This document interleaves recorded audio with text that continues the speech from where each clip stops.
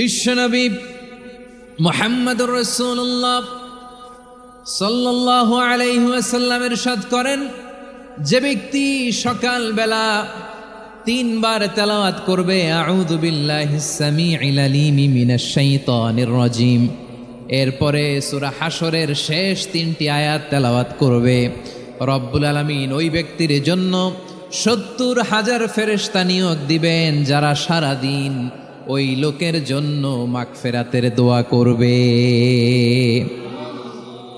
শুধু এখানেই শেষ নয়, বিশ্বনবী ফরমান ওয়া ইন মাতা ফি যালিকাল ইয়াউমি মাতা শাহীদান, ওই দিন যদি ওই ব্যক্তিটা ইন্তেকাল করে সে শহীদ হয়ে কিয়ামতের দিন আল্লাহর সামনে দাঁড়াবে।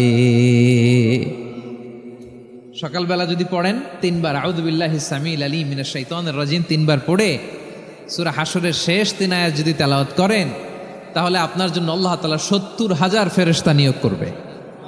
সারাদিন তারা আপনার জন্য মাগফিরাতের দোয়া করবে, আর ওই দিন ইন্তেকাল করলে আল্লাহ তাআলা শহীদ হিসেবে আপনাকে কিয়ামতের দিন দাঁড় করাবে। সুবহানাল্লাহ, এত আস্তে। আবার সন্ধ্যাবেলায় যদি পড়েন, সারা রাতের জন্য ৭০,০০০ ফেরেশতা মাগফিরাতের দোয়া করবে। ওই রাতে মারা গেলে শাহাদাতের মৃত্যু নসিব হয়ে যাবে। এজন্য এই দোয়াটা পড়ার দরকার আছে না নাই? আযকারুস সাবাহি ওয়াল মাসা, সকাল সন্ধ্যার যে জিকির, এই জিকিরের অন্তর্ভুক্ত করে নেবেন এই ওয়াজিফাটা।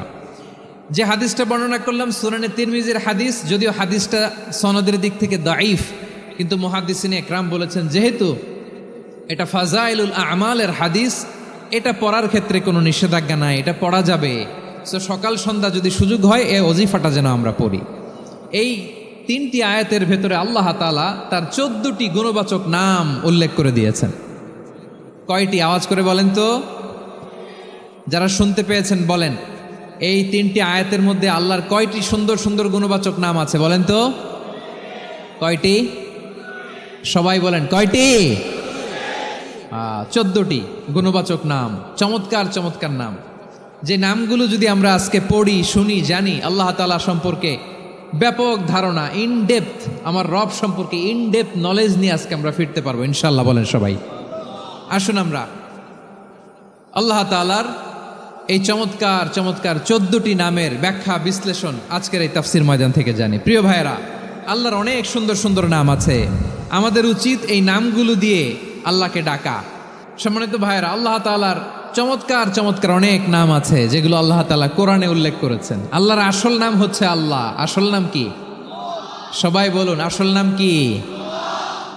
আল্লাহ তাআলার আসল নাম হচ্ছে আল্লাহ। আওয়াজ করে আল্লাহর একটা ডাক দেন, বলেন।